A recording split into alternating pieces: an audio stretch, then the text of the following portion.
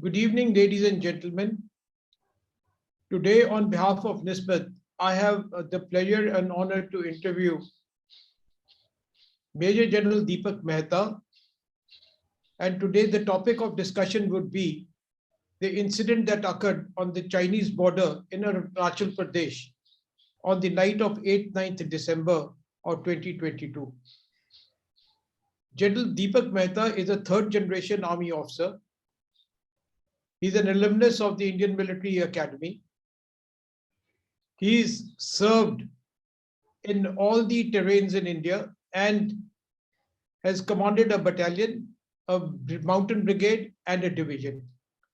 He has served on the staff at all levels till the army headquarters.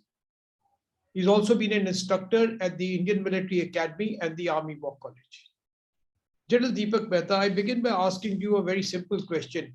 What is the historical background to the problem between India and China as regards the border in Arunachal Pradesh? Right. You see, at the turn of the century of the 19th and 20th century, at that point in time, Russia was a very major power in the landmass of Asia. They started showing interest to the Xinjiang province, which is now Xinjiang province of China, to exploit the resources of that place. And by about 1910, the interest waned. That's the time the British rule in India, they thought of getting in touch with both China as well as with Tibet to find a demarcated line between Tibet and India. So in 1913 and 1914, Mr. Macmoon, who was the British Foreign Secretary, he had a tripartite meeting with the rep of China as well as Tibet. And the aim of this was to make Tibet an autonomous state with little power, that of China, and also to ensure that Russians do not come into Tibet. Now, could I have the slide, please? All right. So Mr. Macmoon drew a line from the border of Bhutan, which is what you see Namkachu written. That's the border of Bhutan, right till Dichu, which is the border with Burma. That time Burma, now Myanmar. He drew this red line, as what you see on the map. This was along the watershed. That is the highest feature. That was toward the north was with Tibet, and toward the south, or the south of this line, was with India. But the problem which came up there was that he had drawn this line on a very small scale map. 1 inch was equivalent to 60 miles on ground. As a result, this line became rather thick. So that's the point of dispute that we've had with Chinese along the so-called Macmoon Line. When you say the line becomes thick, what does it actually mean? How do you translate it for a common man to understand as to what is the thickness of the line dictate on the ground? You see that line becoming thick, it is certain claimed areas from both the sides, because being a thick line, it may be covering a distance of 500 meters, 600 meters, some places, because though it was drawn on the ridge line, which is shown on the map, but there were certain areas, the thickness of the line is such which created problems, both sides, the thick line. Like what you see, what has happened in creek area between India and Pakistan. The line drawn was so thick that we've not been able to ascertain. We say that the line goes from the center of the creek, whereas the Pakistan says differently. Same is the problem in this case also. So which means that because of the thickness of the line, when translated to the ground, the line represents a large area. And therefore, it is an interpretation of the Indians or the Chinese as to which territory they wish to claim. You're right, absolutely right. But the variation is not very much. Could be about 500 meters, 600, but 500, 600 meters in the hills, on the mountains, mean a lot. Absolutely, because you could sort of be on a dominating height, or you could be otherwise. Deepak, now you see majority of the problems in Arunachal Pradesh occur on several points, but Tawang seems to be the center of focus of where the problems occur with China in Arunachal Pradesh. Can you give a little history of Tawang? Yes. Next slide, please. You see Tawang as what is shown on the map, which is that whiter portion. This is on the western side of Arunachal Pradesh. Tawang was actually a taxpayer to the quasi-political and religious head in Tibet, that is the Dalai Lama. And the Chinese have been claiming that since Tawang was a taxpayer to Dalai Lama, it should be part of India, or it should be part of Tibet and China. Our contention is that the Macmoon Line was a line which is dividing both Tibet as well as India. So Tawang forms part of India. Now, coming down to the background to Tawang, you see Tawang, the person who was controlling the complete area south of the ridgeline, the Macmoon Line, was a person known as Zongpen. Zongpen was the political and the religious leader in that area. He was a taxpayer to Tibet. In 1950-51, when the Chinese came into Tibet in large numbers, that's the time India decided that we should have a defensible border with that of Tibet. So in 1950, under the direction of Sardar Patel and given to the governor of Assam, he said that the area south of the ridge line, that's the Macmoon Line, should come under the Union of India. One Major Ketting, Bob McKetting, he was tasked to do this job, and he led an expedition into Tawang. And in 1950, the Zongpen, he exceeded the territory south of the Macmoon Line as a treaty of accession to India. In 1954, this area became NIFA, that's Northeast Frontier Agency. And in 1987, it became a state of India as Arunachal Pradesh. Deepak, when we talk of Tawang, there's another name that comes up is the Yangtze Plateau. What is the significance of the Yangtze Plateau in relation to Tawang, and how do both correlate themselves? All right, next slide, please. You see, Yangtze is approximately, it is to the northeast of Tawang. Tawang comes into the border in the left corner border of this slide. And Yangtze is that area which is a little shaded other than the slide. That's the Yangtze Plateau. Yangtze Plateau is about 17,000 feet in height. It is a very dominating feature. It dominates both towards the north as well as to the south. Whoever controls Yangtze has the full control in terms of observation of both the sides.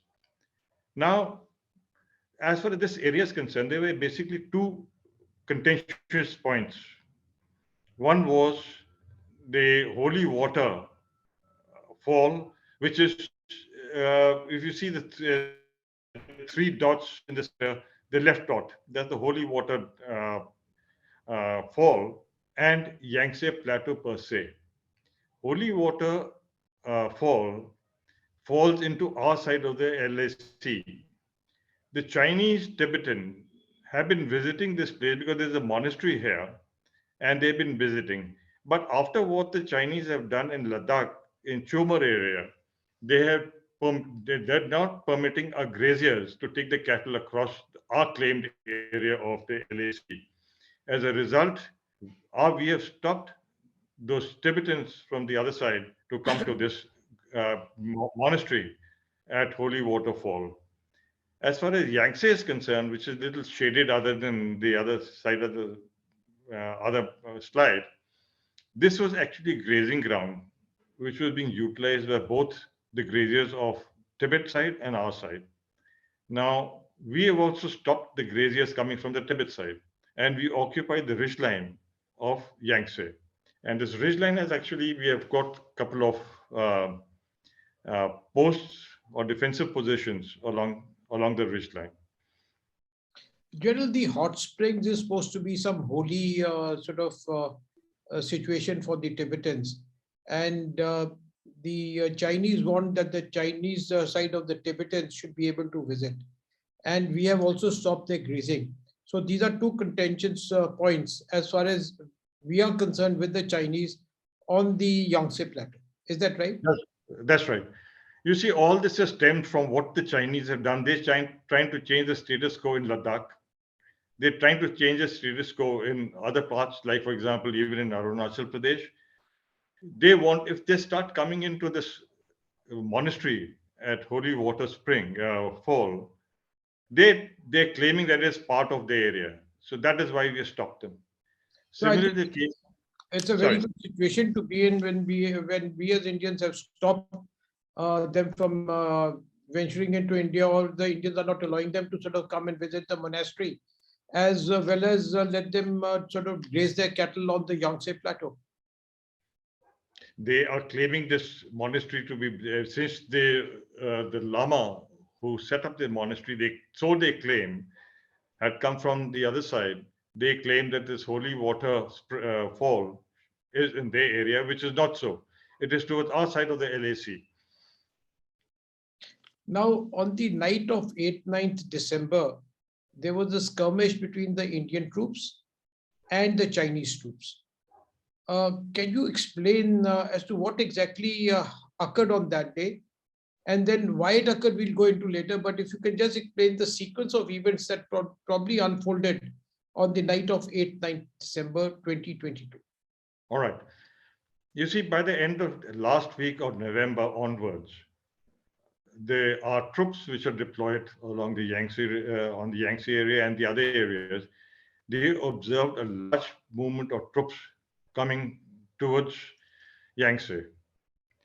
And the Chinese have also had increased the patrolling in this area. So this gave an feeling that they're going to do something. So our chaps was also positioned there. On the night of 8th night December, midnight, they started moving up with about 300 troops. And they got in contact with the ridgeline, our troops, at about early morning, at the first light area. Firstly, they were being warned, they were warned to get back as a normal norm, as per the norms that we follow. They did not do so. Then there was verbal duel, and then they got into physical contact with each other.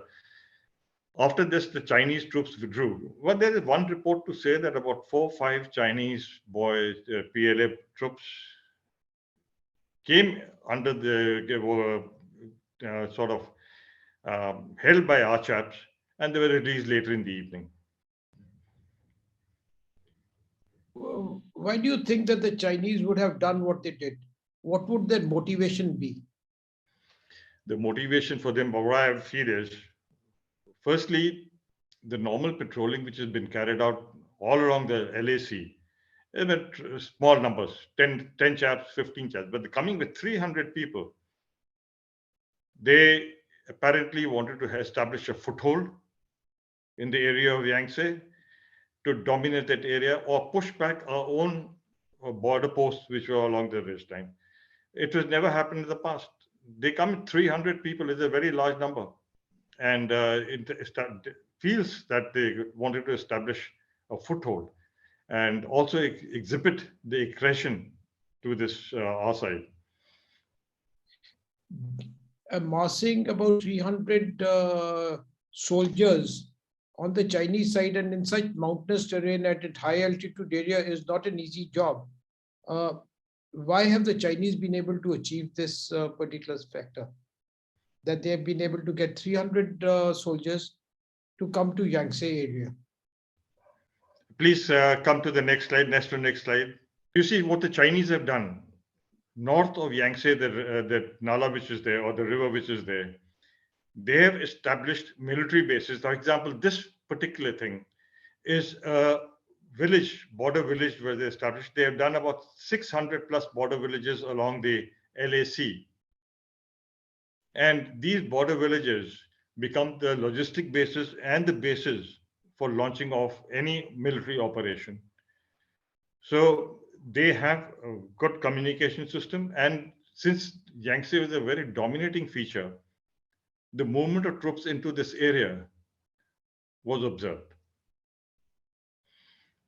And obviously the Chinese would have done a lot of infrastructural development on their side of the border to be able to achieve this. Can you sort of talk of what exactly are the infrastructure developments on the Chinese side? Yes, please go to the next slide. These white lines that you see on the slide, these are the road infrastructure that the Chinese have constructed over a period of time. They're actually highways. They can sustain a large number of vehicular traffic. Besides that, I mentioned to you the villages that they have made. Now, where this red cross is, red square is, if you go to the right, where you find a white line going towards the east, you find a small speck of land. This is actually a military base. So they have constructed very extensive highways. Come to the next slide, please. They have constructed these roads and highways. As a matter of fact, they have constructed one road just 150 meters short of the ridgeline of Yangtze. And they have deployed some troops there.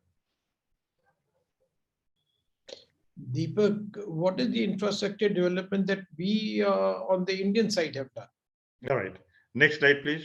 In the last 64 roads are under construction, about 3,074 kilometers. Besides that, just at the south or the lower portion of the Macmoon Line is the black line which you see on top, a 1,400-kilometer road is being constructed across Arunachal Pradesh, linking all the sectors of Arunachal Pradesh. Besides that, as far as we are concerned, there are two tunnels which are coming up, one at Bomdila and the other at Sela. Now, these two tunnels make the area of Tawang accessible throughout the year. In addition, all the forward posts that we have been connected by roads. The bridges have been made, shelters have been made for the troops and also for the equipment that we have. So we are matching up with the infrastructure development of what the Chinese have done to their side of the Macmoon Line. Now, operating at such heights is always a problem. Can you throw some light on the degree of difficulty that the soldiers would be facing when staying at 17,000 feet? Yes. Please come on to that slide on top. Yeah, this one. You see the terrain of the area of Tawang and further to the east of it. The heights are ranging around 17,000 feet. They are bare. There is no vegetation.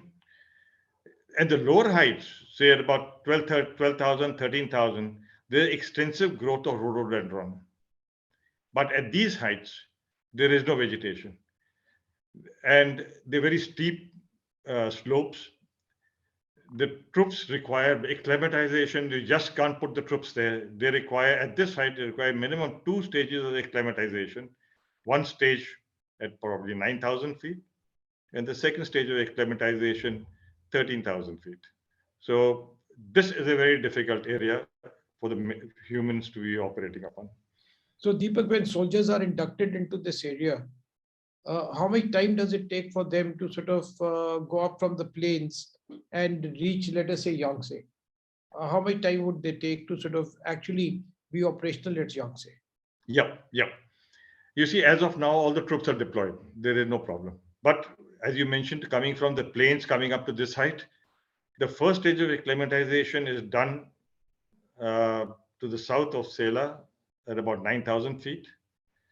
Second stage acclimatization is done at the near Tawang. Tawang is about 10,000 plus in height. So after they had done about 2 weeks of acclimatization, that's the time when the troops are put on ground at such heights, at such dominating heights.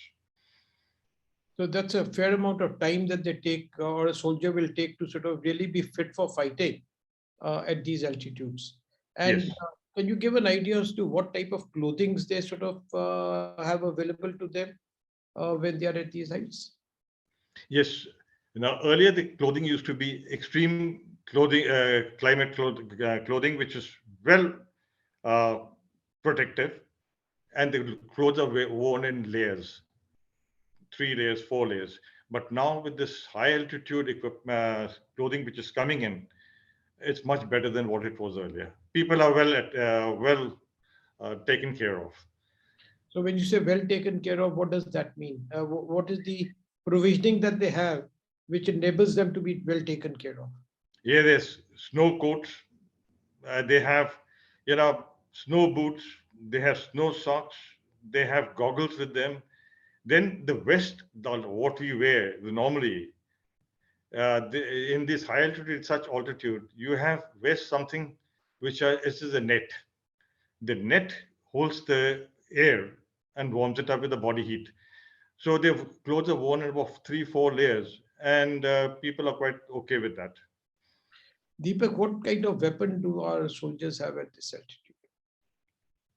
We have multifarious weapons in a sense that they have the personal weapons, the rifles, they have the mortars, the artillery guns are deployed in that area, which are readily available on call. Then you have the rocket launchers, and you have various surveillance devices which are deployed along with the troops to give a deep surveillance, both electronic as well as visual. So is the Indian Army making use of drones and all in this area for Yes, surveillance? yes, they are being utilized quite extensively. And do we have night vision capability in this area? Yes, now there is observation 24 hours, and of course, we have the night vision capability right now.